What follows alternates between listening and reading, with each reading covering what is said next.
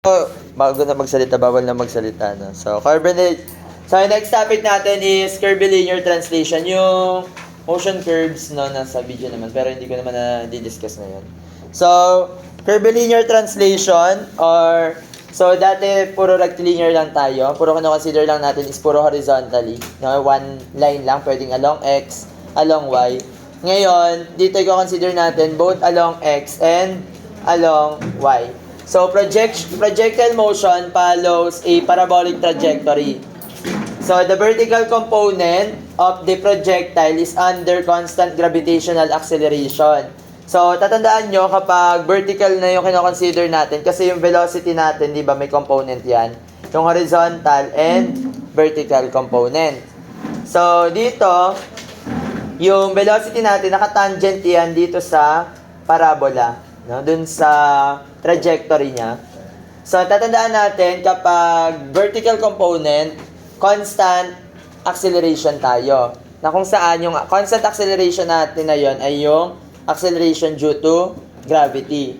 Pero kapag ang kino-consider natin is horizontal component, constant velocity. So, ano ibig sabihin kapag constant velocity? Zero yung acceleration. So, yun lang. So, ibig sabihin, kung zero yung acceleration, kung ano yung horizontal component mo at this point or initial point, yun na din lahat ng horizontal velocity mo. So, ibig sabihin, yung BOX natin is equal to BAX, no? And then BBX, then BCX, no? Notation lang naman. Then, itong H, this is the highest point. So, again, sa highest point, doon yung matatagpuan yung BY niya na 0.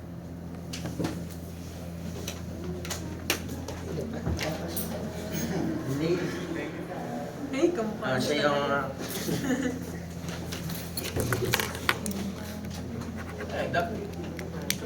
pag kami natin naka-yellow, yun na yun. Okay, next. So, yan. For easy handling, resolve the motion into X and Y components and use the formulas in rectilinear translation.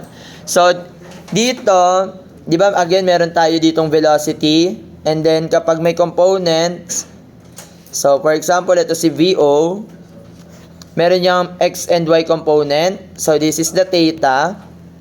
So, yung BOX natin. And then, this is the VOY. So, ang BOX is equal to VO cosine of theta. Ang BOY naman is VO sine of theta, na kung saan yung theta natin is from the horizontal. So, ayan. Nakasulat naman yung formula. Hindi ko pala na-upload tong module. So, upload ko na lang with solution, no? Then, next. At point B. So, ito naman yung point B natin, no? Ayan.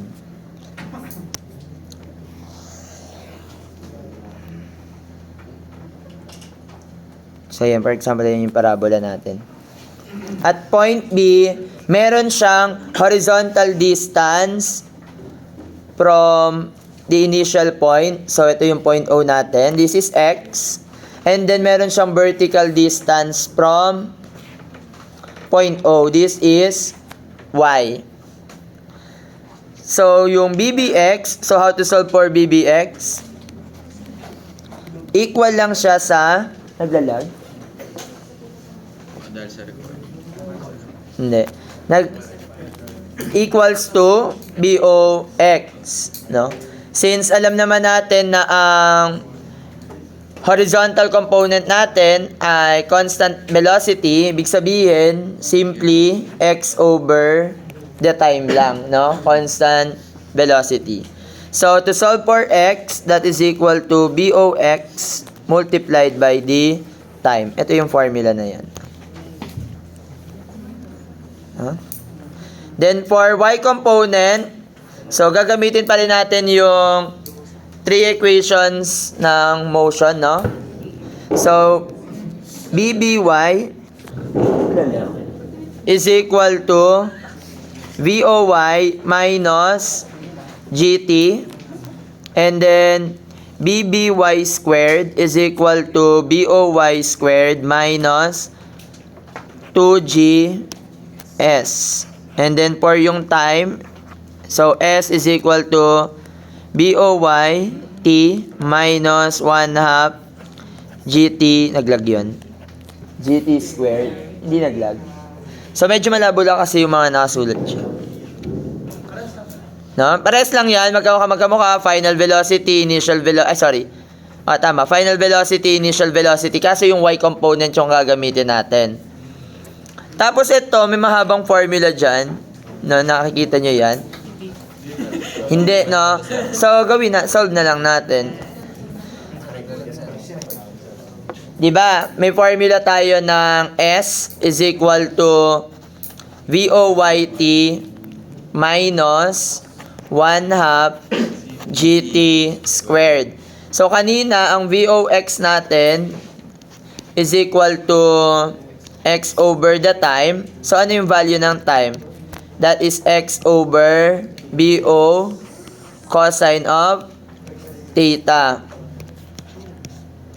Okay? And then, yung S natin dito, di ba sa vertical yan, yung formula ng S, na to. So, yung S is the distance niya from the initial point hanggang final point. So, this is Y. Okay? So, again, i-consider nyo yung sign convention natin. Kapag nasa ibabaw siya ng initial point, positive. Kapag nasa ilalim siya ng initial point, negative. Natatandaan nyo yun? So, ano yung yung S natin? That is Y. And then, BO sine of theta multiplied by the time minus 1/2 GT squared. Then, dito, so yung time ng pag-angat niya hanggang pagbaba dito, ito yon, tama? Yun yung time. And then, yun din yung time niya ng horizontal, no? Nung pagpunta niya dito sa X distance. Ibig sabihin, kung ano yung time niya sa X, yun din yung time niya sa Y. So, substitute na lang natin. Y is equal to BO sine theta. Hoy. And then, ano yung time natin na gagamitin? Ito. So, X over VO cosine of theta minus 1/2 or divide na lang natin sa G. Tapos T squared. So, squared natin si X. So, we have X squared. And then, BO cosine squared theta.